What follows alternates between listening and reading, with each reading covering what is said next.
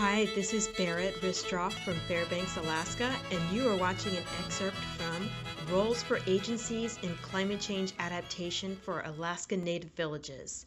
Please check out my YouTube page for more video clips on this topic. In this video clip, I'll talk about food security and subsistence. Climate change is affecting villages' traditional food bases. In the Aleutians, the South Central, and the Southeast, people are concerned about how ocean changes like acidification and algal blooms are affecting their seafood. Particularly in interior Alaska, sometimes the legal harvest periods are no longer aligned with when animals are present.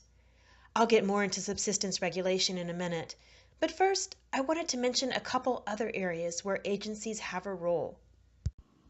One is the potential for stocking or introducing a subsistence species if this can lead to a viable, self-sustaining population. The Alaska Department of Fish and Game has stocked water bodies with fish in the past, and in 2015 it released 130 wood bison near Shagaluk. Another area is the potential for food donation, which may be a way to partially address two issues that are a source of a lot of tension for villages. One is bycatch. Many villages resent that they have to reduce their salmon harvest while fish caught at sea are going to waste. Food donation programs like Sea Share may be part of a more comprehensive way to address this problem. Likewise, a better system for donating game caught by sport hunters in remote areas may be helpful. It's important to understand that not every village or family would want to take part in a donation program, as many would rather participate in the harvest themselves. Now I want to get into subsistence management, starting with ways to improve collaboration at the front end of the process. Employing people from villages who are willing to work in agencies, especially law enforcement, is an important step.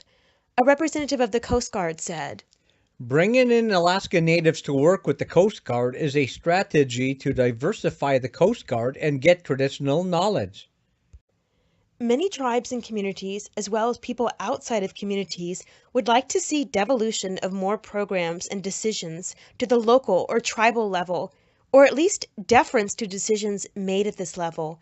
An example is the Federal Subsistence Board's deference to local advisory boards as required by ANILCA Section 805. Wayne Owen, Director of Wildlife, Fisheries, Ecology, Watershed, and Subsistence for the Alaska region of the Forest Service, said, "Being willing to give more deference to local communities rather than considering them just a part of the crowd is a good idea because you get local buy-in and trust."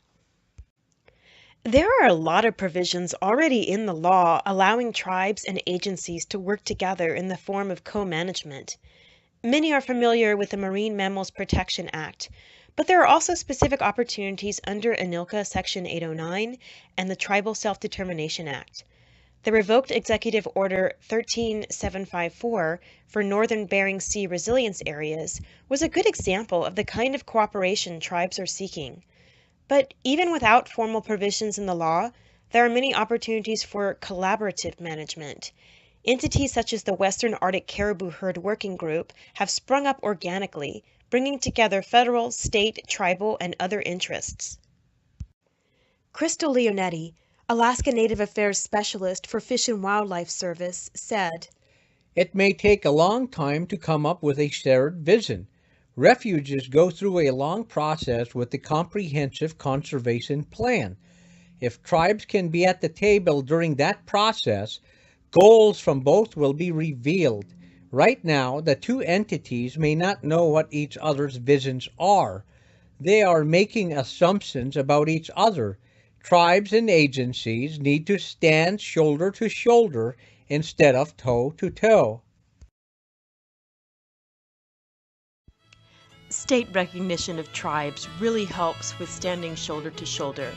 The Alaska Attorney General's October 2017 opinion on tribal sovereignty and the state's willingness to share responsibility for child protection services are encouraging signs. University of Alaska at Fairbanks professor Kevin Illingworth said, "Sovereignty isn't a zero-sum game. We have so many different layers of governance all over the U.S.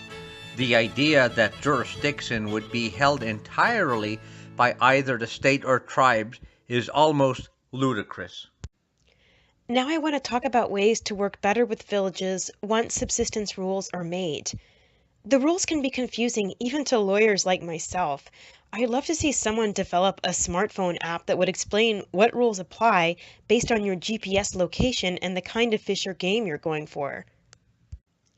I wonder if some sort of app or automated phone system for those who don't use apps could work for getting permits and for reporting hunts. Another thought on permits.